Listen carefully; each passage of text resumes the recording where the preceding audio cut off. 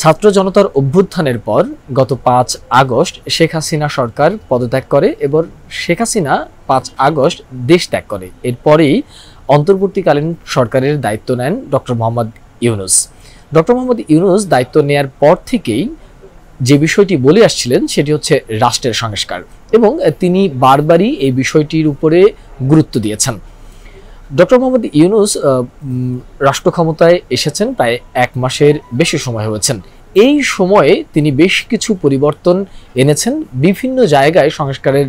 উদ্যোগ তিনি এরই মধ্যে নিয়েছেন, এবং বাংলাদেশের যে রাষ্ট্রের যে ৬টি বিশেষ কমিশন রয়েছেন সেই বিশেষ কমিশনগুলোতে সংস্কারের উদ্যোগ নেওয়া হয়েছে, যেটি বিগত সময়ে ভঙ্গুর অবস্থা তৈরি করা হয়েছিল। বিগত শেখ হাসিনা সরকারের আমলে এই যে বিভাগগুলো রয়েছে সেই বিভাগগুলোতে বিভিন্নভাবে দলীয়করণের মাধ্যমে এই রাষ্ট্রের যে রাষ্ট্রযন্ত্রটি সেটিকে একেবারেই ভঙ্গুর অবস্থা তৈরি করা হয়েছে। বিশেষ করে আমরা দেখেছি যে পুলিশ বাহিনী গত ১৫ বছরে কি অবস্থায় ছিল, এবং সর্বশেষ ছাত্র জনতার অভ্যুত্থানে যখন শেখ হাসিনা দেশ ত্যাগ করে পালিয়ে যায় তখন বিভিন্ন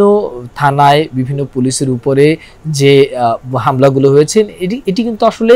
বিগত দিনে পুলিশকে যেভাবে রাজনীতিকরণ করা হয়েছে তারই ফলে সেটি ঘটেছে। এবং ডক্টর মোহাম্মদ ইউনূস এই বিষয়টিকে সামনে রেখে তিনি রাষ্ট্রের এটি সংস্কারের উদ্যোগ নিয়েছেন, এবং সেই সংস্কারের অংশ হিসাবে বাংলাদেশের যে গুরুত্বপূর্ণ ৬টি কমিশন রয়েছেন তার মধ্যে উল্লেখযোগ্য যেটি রয়েছেন সেটি হচ্ছে নির্বাচন কমিশন, পুলিশ প্রশাসন, বিচার বিভাগ, দুর্নীতি দমন কমিশন, জনপ্রশাসন এবং সংবিধান। এই যে ৬টি বিষয় রয়েছেন সেই ৬টি কমিশনে তিনি প্রয়োজনীয় যে সংস্কার সেটি করবেন, এবং পরবর্তীতে যে সরকার আসবে তারা যেন স্বৈরাচারী মনোভাব তৈরি করতে না পারেন তার লক্ষ্যেই কিন্তু আসলে এই সংস্কারগুলোর উদ্যোগ তিনি নিচ্ছেন। এই ৬টি কমিশনকে সংস্কার করার জন্য তিনি ৬ জন ব্যক্তি এলিগেন্স বিউটি সেরা পণ্য সবার জন্য জেভিকো কে প্রধান হিসাবে একটি নামও এরই মধ্যে অন্তর্ভুক্ত করেছেন। বিশেষ করে আজকে সন্ধ্যা ৭:৩০টার দিকে জাতির উদ্দেশ্যে অন্তর্বর্তীকালীন সরকারের প্রধান উপদেষ্টা ডক্টর মোহাম্মদ ইউনূস যখন ভাষণ দেন সেই ভাষণে তিনি এই বিষয়টি উল্লেখ করেন, এবং তিনি সেখানে ৬ জন ব্যক্তির নামও উল্লেখ করেছেন, যার মধ্যে রয়েছেন নির্বাচন ব্যবস্থা কমিশনের প্রধান হিসাবে দায়িত্ব পালন করবেন ডক্টর বদিউল আলম মজুমদার, পুলিশ প্রশাসন সংস্কার কমিশনের প্রধান সরফরাজ চৌধুরী, বিচার বিভাগের সংস্কার কমিশনের প্রধান বিচারপতি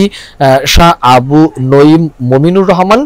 দুর্নীতি দমন কমিশনের সংস্কারের জন্য ট্রান্সপারেন্সি ইন্টারন্যাশনাল বাংলাদেশ অর্থাৎ টিআইবির যে নির্বাহী পরিচালক ডক্টর ইফতেখারুজ্জামান, এবং জনপ্রশাসন কমিশনের আব্দুল মুঈদ চৌধুরী, এবং সংবিধান সংস্কারের জন্য সুপ্রিম কোর্টের বিশিষ্ট আইনজীবী ডক্টর শাহাদিন মালিকের নাম তিনি ঘোষণা করেছেন। তারা প্রয়োজনীয় সংখ্যক সদস্যদেরকে নিয়ে এই কমিশনগুলো গঠন করবেন, এবং এই কমিশনের যে সভাগুলো হবে সেই সভাগুলোতে আন্দোলনরত যে শিক্ষার্থীরা ছিলেন সেখানকার শিক্ষার্থীরা থাকবেন, বুদ্ধিজীবীরা থাকবেন, সুশীল সমাজের প্রতিনিধিরা থাকবেন, সমাজের নানা শ্রেণী পেশার মানুষদেরকে নিয়ে এই প্রয়োজনীয় যে সংস্কারগুলো সেটি করবেন, এমনটি আসলে প্রধান উপদেষ্টা জানিয়েছেন। এবং তিনি এটিও বলেছেন যে এই যে বর্তমান যে মাস রয়েছেন সেই সেপ্টেম্বর মাসের মধ্যে এই কমিশনে কারা অন্তর্ভুক্ত থাকবেন এবং এই কমিশনগুলোতে আরও কারা কারা যুক্ত হবেন তাদেরকে যুক্ত করে আগামী অক্টোবরের ১ তারিখ থেকেই তারা এই কাজটি শুরু করবেন, অর্থাৎ সংস্কারের যে মূল কাজটি সেটি শুরু করবেন। এবং আগামী তিনি যেটি প্রাথমিকভাবে ধারণা দিয়েছেন যে আগামী অক্টোবরে যদি তারা দায়িত্ব গ্রহণ শুরু করেন সেক্ষেত্রে আগামী ৩ মাসের মধ্যে তারা এই যে প্রয়োজনীয় সংস্কারের যে প্রস্তাবনা সেই প্রস্তাবনাগুলো সরকারের কাছে উপস্থাপন করবেন। আসলে এভাবেই ডক্টর মোহাম্মদ ইউনূস রাষ্ট্র সংস্কারের যে রূপরেখা তৈরি করেছেন বা রাষ্ট্র সংস্কারের উদ্যোগে তিনি যেভাবে দায়িত্ব ভার গ্রহণ করেছেন তিনি সব জায়গায় প্রয়োজনীয় সংস্কার শেষে একটি নির্বাচনের দিকে যাবেন তেমনটি আসলে আমরা জানতে পেরেছি।